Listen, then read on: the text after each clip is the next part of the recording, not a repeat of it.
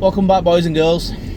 I've been lazy and I've not been recording enough for YouTube, so I apologise, but I am back and I am going to endeavour to make sure that I am producing them consistently from now on. Anyway, recently I have had an awful lot of conversations with many people, majority of them coaches, about the standards that they hold themselves to in every different area of their life, because a lot of people, standards is one of those things that people hear the word and they hear it quite often and they think they know what it means, but they never actually take the time to define exactly what it is. I'm huge on definitions and distinctions of words. Terminology, language is so important because it's elemental to communication, right?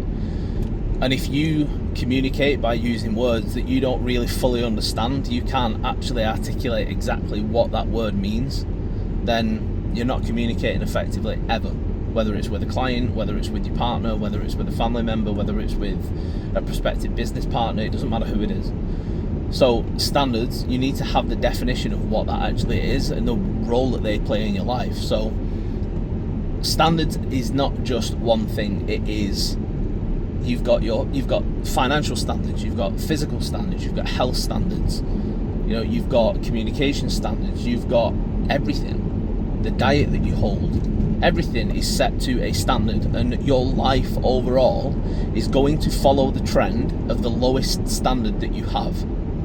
And that is the thing that has been most important, and that is the thing that I keep reiterating over and over and over to everybody that I've spoken to.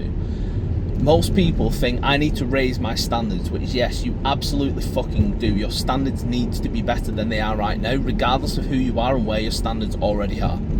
However, one thing that is going to bear fruit faster is by going for the lowest hanging fruit.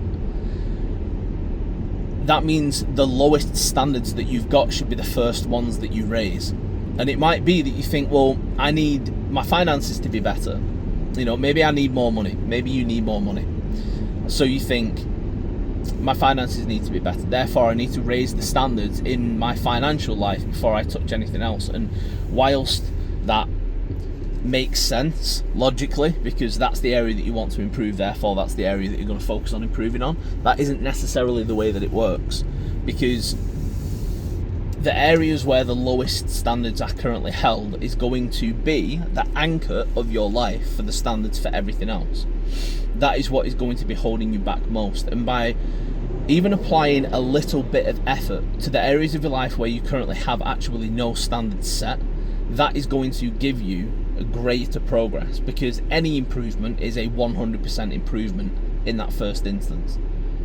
You get the reward, you will get the feel good from it, that will give you the incentive to continue making that effort, whether it's in that area of your life or another. But go for the lowest standards first, because like I said, they are going to be the anchor that the rest of your standards are going to trend towards. Most people would think if you've got an incredibly high standard in one area of your life, everything will trend upwards. That isn't the way that it works. I've been coaching for 22 years. I have coached thousands and thousands of people. Maybe you will watch a podcast or you will see something with somebody who is highly successful, multi-millionaire or a billionaire, and they've got multiple companies and they operate at an incredibly high standard all the time, and always have realistically. Sure, they will have been through some shit times. I'm not discounting that and I'm not taking that away from them, but you cannot use them as the blueprint for the way that people in general are going to operate, and most people are general people. That is what I'm talking about right now. Most people will fall to the lowest standard that they hold. They won't rise to the highest standard that they hold. And to be perfectly honest, for most people who will fall into the category of general, you don't have high standards in fucking anything, so you're not rising anyway. That's the whole point. Find the lowest, bring it up, and you get the bleed effect. As that lowest area begins to improve, the positive influence of that on you, on your mentality, on your life, etc., the way that you feel about yourself, that will bleed into the other areas of your life. And then that makes raising the standards in other areas easier, because the level of competence that you feel because of your ability to actually influence your own life and your own standards is now higher. Because if you go for the highest standard that you've got and try to raise it a little bit, or even if you try to raise it a lot, you might put a lot of effort into it and get a 1% increase. So the feeling of competency and accomplishment that you get from that is very, very little, if any at all. If you go to the lowest and you make a slight increase, that is now a 100% increase because you had no standards to start with.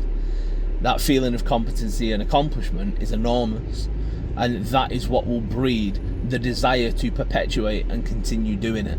So find out what the lowest standard is in your life and get to work on increasing it.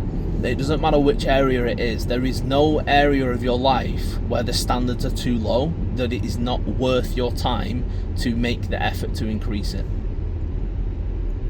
But raising the standards of your life overall is so important. So important. And I can't stress it enough. I can't overemphasize it. Because there's so many people who are capable of living a life that is infinitely better than the one that they live now. You could be happier, you could be healthier, you could be more fulfilled, feel more accomplished, just in general, love life so much more. And they don't, purely because they don't make any effort to raise the standards that they live by. Instead, they view everything from an external. Everything that is wrong in their life is somebody else's or something else's fault. Nothing is theirs. Nothing is their responsibility. Well, I hate to tell you, that's a lie. I don't hate to tell you. I fucking love to tell people. You're responsible for you.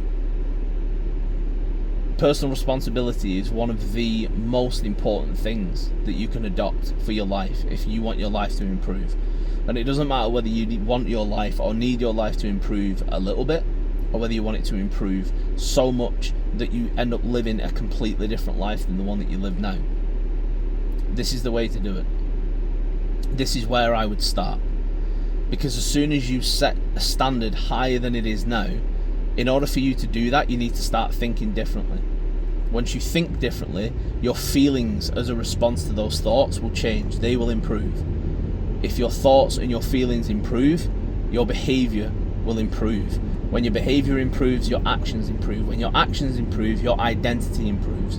And that is a consistent system that if you can keep it going in the right direction, then you are going to benefit massively and you can completely change your life. And I mean that, you can completely change your life. So get a baseline for where your standards are now and get to fucking work on rising them.